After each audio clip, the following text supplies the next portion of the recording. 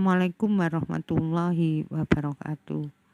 Okay, good morning students. How are you today? I think you are all fine. So that me. Hari ini adalah pertemuan yang ke-6 ya anak-anak. Untuk anak kelas 11 farmasi atau keperawatan. Okay. Simple routine task. Ini adalah tugas sehari-hari. Ya.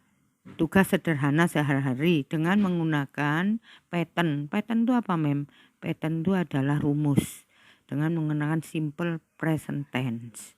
Simple present tense itu digunakan untuk mengungkapkan suatu kejadian yang terjadi sehari-hari. Banyak contoh yang akan saya berikan kepada kalian semua. Coba sebentar ya, saya lihat dulu. Seperti yang sudah saya jelaskan, routine task is something that someone always does regularly. Itu adalah tugas rutin, ya. Tugas sehari-hari, tugas rutin itu ada sesuatu yang dilakukan seseorang, yang selalu dilakukan dengan teratur. Nah, we will focus in the routine task related to its using in the word space. Jadi kita akan memfokuskan ya tugas sehari-hari, tugas rutin yang berhubungan dengan penggunaan kata-kata yang berikut ini, pekerjaan yang ada di dalam tugas sehari-hari. To ask someone's duty, nah, untuk menanyakan tugas seseorang yang berhubungan dengan to a job, pekerjaan. You can use the following expression. Kamu bisa menggunakan ungkapan-ungkapan seperti contohnya, what do you do related to your job? Apa yang kamu lakukan yang berhubungan dengan pekerjaanmu? What are your duties? Apa tugasmu? Tugas-tugas kalian. What are your tasks? Apa tugas-tugas kalian juga seperti sebagai seorang siswa atau sebagai seorang pelajar? What do you have to do as for example, what do you have to do as di situ for example student. Nah, apa yang kamu lakukan apa yang harus kamu lakukan sebagai seorang siswa atau seorang murid? What is your responsibility? What is your responsibility? Apa tanggung jawabmu sebagai seorang murid? Could you tell me what your task is? Dapatkah kau ceritakan kepada saya apa tugasmu sebagai seorang siswa? To tell someone duties or to tell someone activities or to tell someone duties routine, you can use simple present tense. The following formula is form of simple present tense. Jadi ini adalah patternnya. Apa itu pattern? Sudah saya jelaskan di atas. Pattern adalah rumus. Kalau kita menggunakan kata-kata dalam bentuk positif atau plus tandanya, subjek itu Ayu Dewi he it, ya, plus verb kata kerja, ya, kata kerja tambah objek. Kalau misalnya itu he it bisa dengan kata kerja ditambah s atau es ditambah objek atau komplement untuk kata kerja. Di situ objeknya adalah pelengkap dari kata kerja. Subjeknya kalau itu negatif, subjek does not bear infinitive, yaitu kata kerja yang pertama, yaitu to infinitive tanpa to, jadi langsung infinitive. Misalnya kerja work, bukan to work tapi langsung work. Misalnya sleep, bukan to sleep tapi langsung sleep. Ya, di situ ditambah objek atau komplement.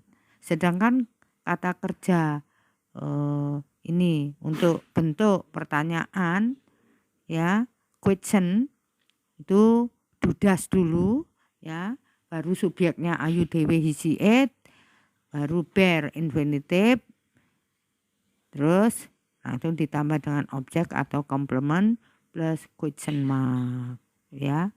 Oke. Coba kita lihat contoh di bawah ini lagi. Example, Kalau kita menggunakan kata simple present tense dalam bentuk positif atau tandanya plus ya nak. Di situ kita menggunakan subjek ayu dewe hisi it. Di sini subjeknya adalah Dina. Dina itu si. Ya, kata gantinya itu si. Jadi kalau promote harus ditambah s karena verbnya kata kerjanya di situ. Kok ditambah s mem? Iya, karena subjeknya adalah hisi it. Ya.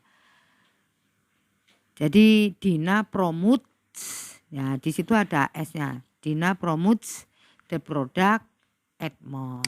Jadi Dina itu mempromosikan produk-produk itu di sebuah mall. Oke. Berikutnya itu yang positif ya tadi ya. Coba dilihat betul, dipahami ya. Dilihat subjek plus verb ditambah S atau ES ditambah objek ya atau komplement itu pelengkap. Sekarang kita membuat kalimat itu negatif. Oh, negatif ya. Dina doesn't promote the product at mall. Ini adalah kalimat menyangkal.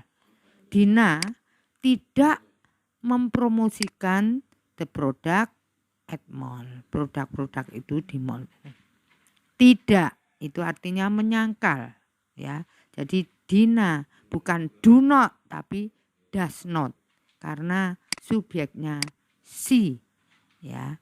Coba lagi itu subjek does not plus verb atau bare infinitive ditambah objek or complement. Paham sudah ya? Ini sudah saya beritahu lagi untuk yang ketiga bentuk question mark ya, interrogatif, kalimat tanya. Kalimat tanya di sini do atau dasnya harus ditaruh di depan dulu. Itu artinya apakah ya. Jadi kalau di sini subjeknya she, he, she, it, kalian harus dengan menanyakan dengan menggunakan bukan do tapi does. Jadi does he, does she, does it, seperti itu. Karena Dina itu si, does Dina promote the product at mall. Does Dina, does subjek, bare infinitive ditambah dengan objek atau komplement. Oke. Nah, ini ada contoh lagi example-nya.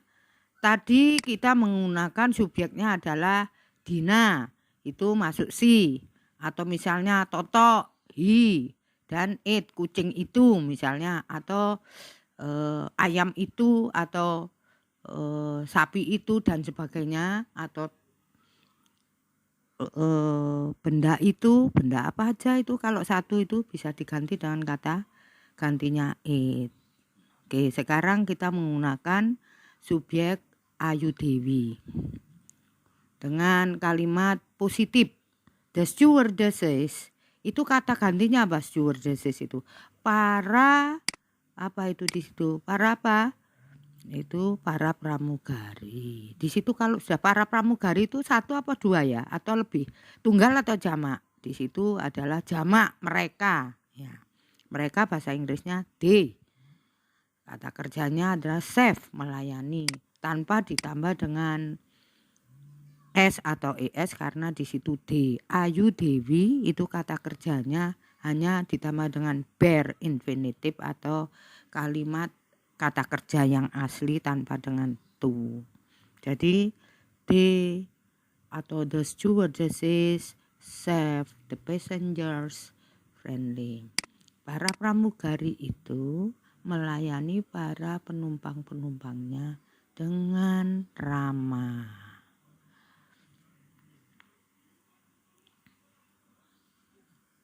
Kalau dibuat kalimat negatif, bagaimana?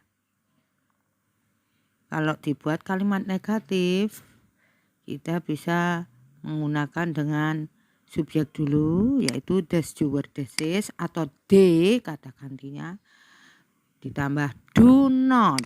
Ya, itu pattern ya. Ini adalah rumus yang tidak bisa dirubah. Ditambah dengan bare infinitive yaitu safe, the passengers friendly. Bagaimana mem kalau kita membuat kata kerja itu question mark atau interrogative? Ini contohnya. Do diletakkan di depan. Kenapa do? Karena subjeknya Ayu Dewi. Tadi apa? Subjeknya D ya. Para stewardess, para pramugari. Do the stewardess itself? Ya, the passengers friendly. Apakah para pramugari itu menservis atau melayani para penumpangnya dengan ramah? Ya, seperti itu. Sudah bisa?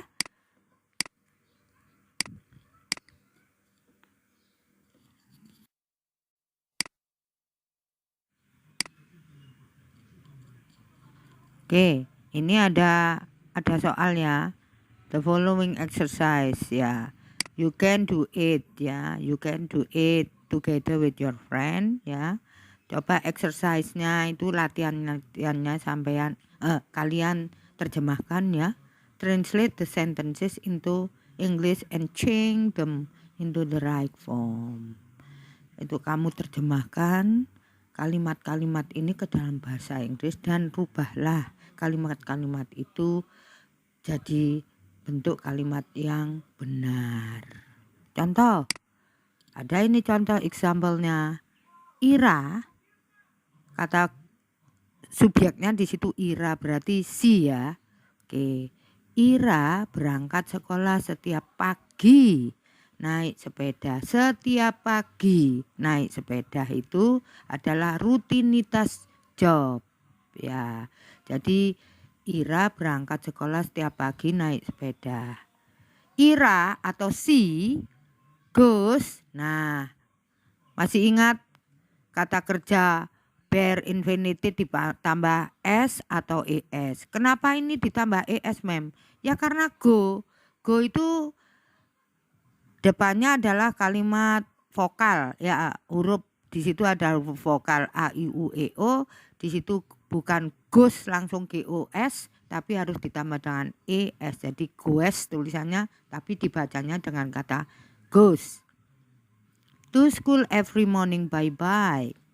Jadi Ira itu berangkat ke sekolah setiap pagi. Rutinitasnya dia berangkat sekolah setiap pagi dengan naik sepeda. Bagaimana kalau itu dijadikan kalimat negatif? Ya, tentunya ada kalimat does not. Jadi Ira subjeknya, she doesn't go. Nah, kembali lagi bare infinitive tanpa s atau es karena kalimat itu adalah kalimat negatif. Loh kemana mem es-nya tadi? Ya itu jadi bukan do tapi jadi does not. Doesn't itu singkatan dari does not ya. Oke. Ira atau she does not atau doesn't go to school every morning by bike. Jadi setelah does atau does not atau setelah do atau do not itu kalian dengan kalimat di sini adalah verbnya adalah bare infinitive ya. Kata kerja dasar ya, kata kerja dasar tanpa to. Berikutnya bagaimana mem dengan kalimat tanya atau interrogative? Sampean atau kalian letakkan dulu kata kalimat does itu di depan ya, ini pattern.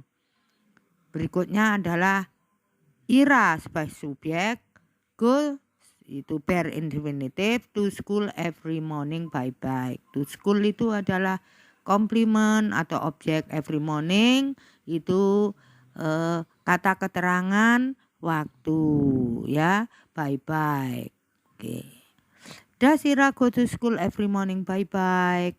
Oke. Coba dipahami ya anak-anak.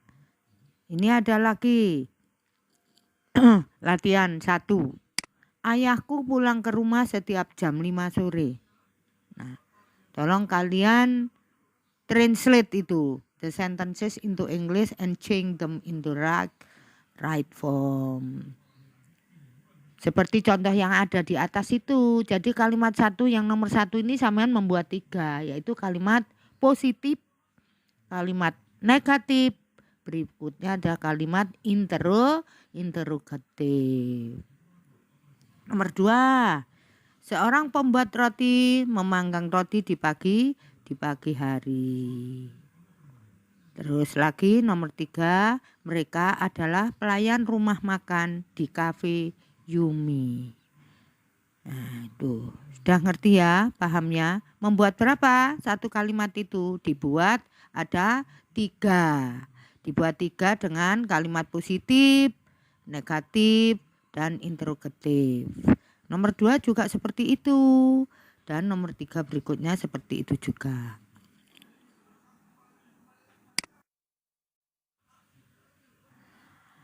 I think time is enough for you all.